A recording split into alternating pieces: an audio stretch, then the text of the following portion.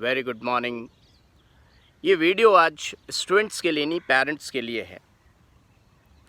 विनम्र प्रार्थना है कि थोड़ा हो सकता मैं आपसे एज में छोटा हूँ, किसी से बड़ा हूँ, एक कम 50 साल का हूँ। जब भी बच्चे के मार्क्स कम आते हैं तो सबसे बड़ी दिक्कत होती है कि हम प्रेशराइज हो जाते हैं और बच्चे के साथ कुछ भी बोलते हैं, कैसा भी सोचना स्टार्ट कर देते हैं। पिता नहीं तो माँ, माँ नहीं तो पिता, कोई ना कोई। कई बार ऐसा भी होता है दोनों पेरेंट्स बहुत अच्छे होते हैं तो उनके बच्चे डेफिनेटली बहुत अच्छा करते हैं, क्योंकि हम बाहर वाले किसी भी कंपटीशन से फाइट कर सकते हैं, हम लड़ सकते हैं, लेकिन जो ये घर का कलेश है, ऐसे वक्त में शांत स्वभाव, सरल स्वभाव चाहिए। वो बच्चों की तरफ से भी और पेरेंट्स की तरफ से भी, दोनों की तरफ से इस समय शांत स्वभाव चाहिए। जैसे कि ये नदी देखिए, इसमें एकदम शांत है, देख रहे हैं आप, इसमें कोई उफान नहीं है। तो ऐसे ही ठहराव चाहिए। हम किसी भी कंपटीशन को बीट कर सकते हैं, क्योंकि देखिए आपके जो साथ में है, चाहे बच्चे का स्वभाव पिता के प्रति या पिता का, माता का स्वभाव बच्चे के प्रति, कोई छोटी छोटी बातें इतना ज़्यादा दुख दे जाती हैं जिससे बच्चा बाहर निकल नहीं पाता। अगर हमें किसी बड़े कंपटीशन से फाइट करना है तो घर में शांति चाहिए, चाहे जो भी हो।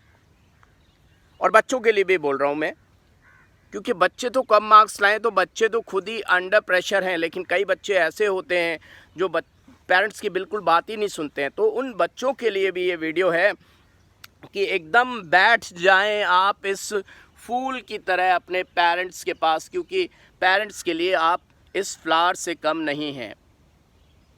बिल्कुल उन नहीं देखना चाहते हैं कि फ्लावर मुरझाए, बिल्कुल वो ऐसा खिला हुआ देखना चाहते हैं अपने बच्चों को। तो आप को मुरझाता हुआ देख ही नहीं चाहते, देखना ही नहीं चाहते हैं पेरेंट्स। तो पेरेंट्स तो भला चाहते हैं, लेकिन हाँ, भला चाहने में कभी गलतियाँ हो जाती हैं। वो उनको नहीं पता होता कि वो गलत कर रहे हैं, बट होती हैं। तो बस एक जो मेरा एक्सपीरियंस है 22 इयर्स का टीचिंग का, अगर मानते हो इस बात को, तो आप अपने बच्चों के साथ सरल स्वभाव रखें और बच्चे लोग भी घर में सरल स्वभाव रखें। घर में आपस में बैठकर छोटी छोटी बातें जिनको हम बहुत छोटा समझते हैं उन पर डिस्कशन करें, आराम से एक दूसरे की बात को सुनें। जब आप ठीक से बात को सुनेंगे तो इस समय वक्त इसी बात का है, क्योंकि काउंसलिंग लेट होगी, रिज़ल्ट लेट है, और आपके मार्क्स अगर बाउंड्री लाइन पे हैं तो बच्चा कुछ चाहता है, आप कुछ चाहते हैं। आप बच्चे से खुल के बात नहीं कर पा रहे हैं और बच्चा आपसे खुल के बात नहीं कर पा रहा है, क्योंकि मन मुटाव इतना ज़्यादा है कि बच्चा आपको देखते ही सोचता है ये तो फिर घिसी पिटी वही बातें करेंगे, और आप बच्चे को देख के सोचते हैं कि ये बच्चा तो हमारी बात सुनने वाला नहीं है। तो इस समय वो किससे सही राय ले, किससे बात करे? तो आप बच्चे के सही दोस्त बन जाइए इस समय। ये मेरी हाथ जोड़कर प्रार्थना है आपसे।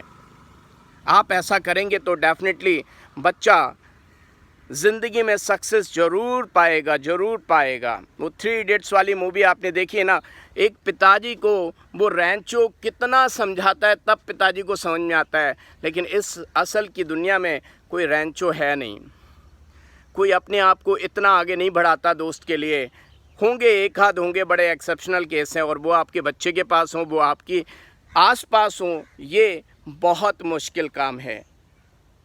तो उस 3 इडियट्स वाली मूवी से इतना तो सोच सकते हैं कि आपने, ठीक है, फोटोग्राफी के लिए नहीं भेजना है, लेकिन कम से कम उसके मन में क्या है, वो दोबारा से तैयारी करना चाहता है या नहीं चाहता है बच्चा, या वो कुछ और करना चाहता है, तो किसी भी चीज़ को उस पर थोपे ना। बस यही कहना चाहता हूँ।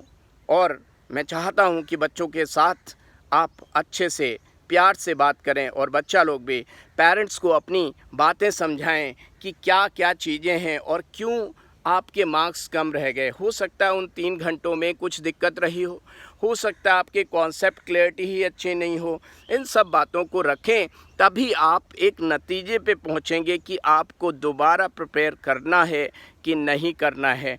अगर आपने दोबारा नहीं प्रिपेयर करना है तो फिर करना क्या है? पेरेंट्स पैसा खर्च करना चाहते हैं। कई बार पेरेंट्स पैसा इसलिए खर्च करना चाहते हैं कि अड़ोसी पड़ोसी ऐसा ना बोले कि भाई ये तो बहुत कंजूस है, अपने बच्चे पे भी पैसा नहीं खर्च कर पा रहा है, तो बच्चे के लिए पेरेंट्स यूं ही पैसा खर्च कर देते हैं। लेकिन आप अपनी बात, बच्चा लोग भी पेरेंट्स को ठीक से रखें, ठीक से वार्तालाप करें। देखिए फिर सक्सेस को रोक कौन सकता है। So all the best. मेरी अगर ये बात आप सभी को अच्छी लगी हो, सच्ची लगी हो बिल्कुल, तो कमेंट सेक्शन में ज़रूर लिखकर बताइएगा, क्योंकि मैं आपके कमेंट्स का इंतज़ार करूँगा।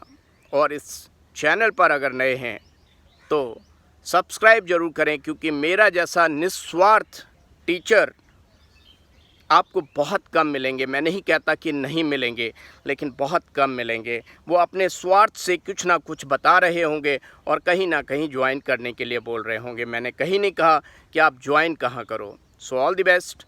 फिर मिलेंगे पढ़ते पढ़ते।